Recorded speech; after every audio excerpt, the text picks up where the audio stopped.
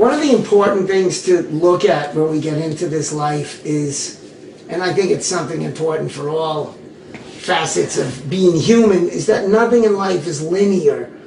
Everything has a gray, and everything has a condition, everything has a situation or an instance that perhaps on the surface contradicts what appears to be the truth.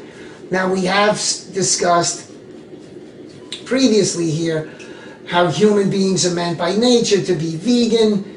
We've discussed the size of the liver. We've discussed the intestines being similar to gorillas, primates, chimpanzees. They're all vegan. The livers of lions and tigers, who are carnivorous, are a much different size and shape. We've done all that. However, it does bear bringing up one perspective that does work for several people, and we'll explain why, and we'll explain why it's also important for people who attempt to be vegans, who are attempting really hard. They're doing the juicing, they're doing the food combinations, they're paying attention to the order of the food, they're doing the occasional cleansing, and it's still not working for them.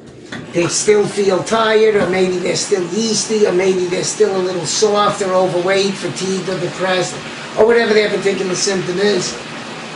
The general consensus amidst people into tissue cleansing is, well, it's just the upheaval of all matter, the upheaval of all matter, the upheaval of all gas. However, the following perspective needs to be looked at. It is possible that their bodies have been so mutated from centuries and millenniums of meat eating and dairy eating in their lineage, their parents, grandparents, great-grandparents, etc., that in this day and age they can't live in the absence of this food. And this brings us to a couple of very well-known people in the radical healing world whose entire perspective comes from this place. One of the really well-known ones is a guy named Kurt von der Planet, who is a Swiss gentleman living in California, and he has a very interesting story. He was ill most of his young life, right up into his 20s. He tried raw food, he tried enemas, he tried fruitarianism, made him a little bit better, but then he was weak and frail and sick again. And it's a very interesting story in his life how he went off to an Indian reservation, and he was just going to go lie down with a bunch of coyotes and die, because he realized at one point, the hell with this. I believe this is how the story goes. He's an interesting man. And a coyote came and just dropped a rabbit right next to him, a dead rabbit, and just left it there. And then the coyotes went off and started eating the other dead rabbits, and he realized, Jesus Christ, is the coyotes trying to tell me to eat the rabbit? And he figured, what the fuck? So he ate the rabbit, the dead rabbit, just ripped it apart and ate it, and went to sleep figuring he was going to die, because he had read all the raw food rhetoric and the cleansing, and he woke up fit as a fiddle, strong as an ox, and then started looking at it from a different perspective. Long story short, Von der Planet lives on a pound of raw, grass-fed, truly organic, truly grass-fed meat a day. A pound of steak tartare, about half a gallon of raw, unpasteurized, I believe it's goat's milk, kefir, yogurt, and milk. He's basically 80% raw animal food, raw dairy and meats. He's big into vegetable juicing, small salads with fruits, and when he eats his fruits, he smothers them in oils. Now, on the surface, this is a horror mess. This is a mess, all right? But being Swiss and being very white and being very Caucasian, we have to ask ourselves, for somebody coming from a background where the diet is so heavy in meat and dairy, if perhaps this guy saved his life from getting into this diet. The same story is true of Dr. William Kelly, who was a dentist, and his wife had cancer. This was many decades ago, before Von der Planet. And Kelly was doing cleansing and enemas and the whole 9 yards, not working. And then he put her blood under a microscope and he realized, I believe the story is, she was totally amino acid deficient. So he said, what the hell, she's going to die anyway. And he started just feeding her tons of steak. tons of grass-fed steak, in this case cooked, I don't think he was doing raw, 400 grams of protein worth of steak a day, which is a ton. That's a bodybuilder diet. And she thrived, lived, picked it up the beat, fit as a fiddle, and that became the root of Dr. Kelly's work, that there are some people who need this kind of diet. From that now, we have Dr. Nick Gonzalez on the Upper East Side of Manhattan, whose work is based on the work of William Kelly. There's also a gentleman named Rio Blair. He started eating a ton of animal protein. And he made himself fit as a fiddle. He got clear, brilliant, ended up writing a lot, became a real name in muscle building. There are Rio Blair products that still may be on the market, but he made himself a dynamic, powerful man through the eating of large quantities of animal protein. Now, we can say that, well, these people are mutated from their lineage and humans aren't meant to be doing that, and we would be correct. They're not meant to be doing that. Obviously, if you were born in the tropics and lived in the tropics, the thought of eating dead animals and raw dairy is kind of weird if you're in the tropics amidst the papayas and the pineapples. But these people's lineage was nowhere near the tropics. So when we look at the amount of people who follow Kurt Von der Planets, who follow Rio Blair, who follow William Kelly's protocol, there are people thriving on this protocol. Now, we can sit here and argue that it's not philosophically the plan for humanity, and the fact is that's what I believe. It is not philosophically the plan for humanity. The vegan diet is. But there's a reason these people are doing it. So as we work on ourselves, as we look to improve our own health, again, and we have emphasized this, if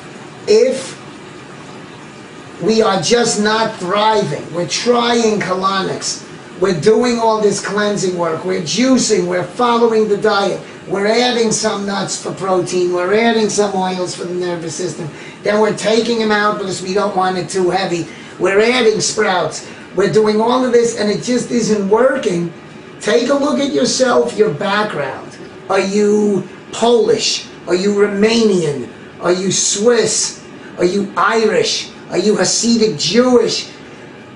You look at this background, and if the answer is yes, then you think about the work of Rio Blair, you think about the work of Kurt Von der Planets, you think about these people, and you apply their principles. Give them a shot. Give them a shot. Now, I believe everyone, as they get into this cleansing life and this healing diet, initially should try to develop into veganism. I think people should try veganism, or at least elevate to it and see how it feels, because it is, I believe, what nature intended for humans. However, if it's not working for you, after a year or 6 months of trying, and when I say not working, I mean salads, juices, moderate to small amount of fruits, whole grains, vegetables, things of this nature. I don't mean tofu, tempeh, fake hot dogs. That's bullshit. I'm talking proper plant-based vegan diet. You're cleansing. It's just not working. You're tired. You're mushy. You're depressed. My guess is if that's you, I will bet everything in the bank you're Caucasian and you don't like sitting under the sun at the beach. And I think if that's what's happening, take a look at the work of Von der Planets. Now, the way we would outline a diet based on the Von der Planets belief system would be vegetable juice early. He believes that fruit should be eaten with fats. Let's say the fruit in the morning, people always tell me sometimes they get, not always, sometimes, that's contradiction. People often will say they get dizzy, they're weak, it's not enough food. Well, instead of working on the assumption it's because they're not clean enough, maybe it's something else. Maybe they've mutated into someone who can't do that. So how about do fruits and avocados in the morning, or vegetable juice first, then fruits and avocados. Then for lunch, do a big green salad with some, if you want to do Von der Planets thing, he's heavily into only raw, organic, properly grass-fed meats. I believe Kelly and Gonzalez are not, don't quote me. I think they allow for the cooking of proteins. But either way, try the protein approach with cooked veggies and whatnot. Then do the same thing in the evening with a different protein. Keep the grains out Keep the potatoes, the yams out, and see how it plays. See how it plays. And if it works for you, clearly, instead of thinking, yeah, but that means I'm toxic because I need all this stimulation food and I want to be clean and vegan, that's crazy. I mean, you have to do what works in your body. Now, it should be noted that Gonzalez and Kelly did not believe everyone should be animal flesh eaters. They believed there were 10 different body types that required a peak. So they're a little different than Banda Planets, who's not going to hear that. He's working the meat dairy thing like crazy. So we bring that up because this is a country that's 82% Caucasian, and a lot of these people are not coming from the Mediterranean. They're not coming from Greece or these kind of countries where the vegan diet will work better. If you're from cold, not in the sun countries, and the diet that you've tried with science, you've done the work, it's not working, take a look at this belief system that maybe your cells over all these centuries just can't do it. There's a brilliant man in New York named Walter Melnicki, and this is Walter's perspective, that we're too many generations removed from veganism, especially if we're Irish or Polish or Russian, we shouldn't even bother. Well, I wouldn't go that far. I would say give it a shot, do it right, follow everything we've talked about on the previous lessons. And if it's still not working, even with the colonics, if it's still not working, just for 2 weeks, nothing is done by a contract, just for 2 weeks, give it a shot. Give it a shot. Do the proteins, either raw or cooked, or start with just the raw dairy and see what it's like. See what happens. One thing you want to remember, everybody, if the vegan diet is not working and you're not feeling good, don't worry that the protein diet will get you ill. Because if you're not feeling good on the vegan one, it means you're not clean enough to feel good, which means you're not clean enough for the proteins to get you sick. You see, so that's a concern a lot of people have. They think they've been raw vegan for 6 months, and then if they eat a piece of cheese, they're going to die. It doesn't work that way. Okay, so again, just so we can get this straight, are we saying that this type of diet is a natural diet that humans should be doing across the board? Absolutely not. The raw food, vegan-based diet to me, or rather the vegan raw food-based diet to me is where it's at. But again, for a lot of people, it may be unworkable. And if you're one of those people, have this option in the back of your head. I've seen people take it and do really well. I admit, I experimented with something along the lines recently for a week and felt like whale shit. It was terrible. And I knew that I can't do this. Now, another factor to tie into this whole discussion is Pete D'Adamo's work with blood type. And the one thing that D'Adamo seems to have down correct in the blood type diet book is that when we get people who have trouble with veganism, it doesn't seem to be working, they're having all these symptoms, if we ask them their blood type, invariably they will say O. And if you read D'Adamo's literature, O is the quintessential meat-eating blood type. A positive is the quintessential vegan. I happen to be A positive. The animal food, every time I've tried it, does not work. It puts me down. So if you're Eastern European or Hasid, or if you are Russian or Irish or German, and your blood type O, and the vegan thing's not working for you, these are more things to think about. And as much as we would all like the truth to be nice and compartmentalized and linear, unfortunately it's not. And that's why this part of the program gets a lot of my vegan friends very mad. If they're listening, they're throwing things in their computers, but it's not about dogma, it's about getting people better. So I would keep the food combination plan. If you're going to be eating raw dairy or organic meats, no carbohydrates, raw salads first, followed by steamed vegetables, baked starchless vegetables, green beans, Brussels sprouts, all that stuff. With your proteins, lunch and dinner, fruit and avocados for breakfast, juice before breakfast, give it a go. Now, let's say you're new to all of this. This bears mentioning. Suppose you haven't started anything yet. You're just listening. If you want to start with that diet, salads, cooked veggies, proteins twice a day, you're going to have a great life. It may not be as perfect as the raw food vegan, but you're still going to kick ass. And if that's as far as you're motivated to go, hooray for you, you're doing great. We don't need to look for some type of perfection. That gets people in more trouble than it helps. Okay? And then for people who do choose this type of diet, which is also called now the Paleolithic diet, I guess from that era in human history, when you get into your 50s, if you're pushing that diet for a while, you're going to notice your joints hurt. You're probably going to notice the effects of a lot of meat eating. Well, if you want to bring in some cleansing and bring in some veganism at that time, see how it plays, you give it a go.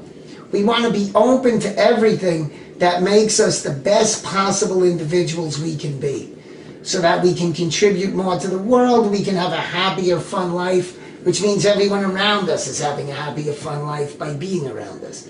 So open-mindedness is a biggie.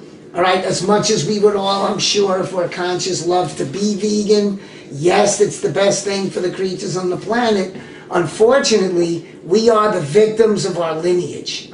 And that's why if we ever write the great colonic book, it will be called The Sins of Our Forefathers.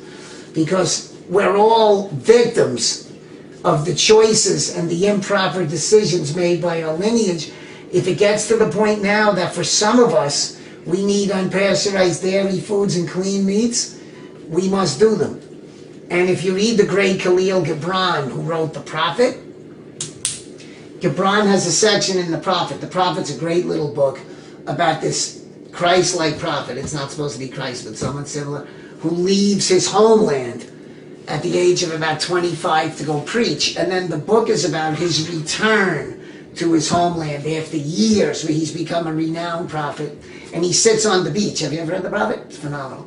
He sits on the beach and all the people ask him, Master, speak to us of, and they bring up different facets of life. Love, food and drink, work, children, the whole nine. And in the food and drink section, he says, when you kill the beast and eat the beast, do not weep for the beast, but feel joy. Because if you live a proper life, if you go on and take care of people, you live the best possible life you can, you contribute to the culture, you laugh, you love, you procreate healthy, really cool children, the animal, having fed that, makes you better. That's higher than them just walking around on the planet doing animal stuff.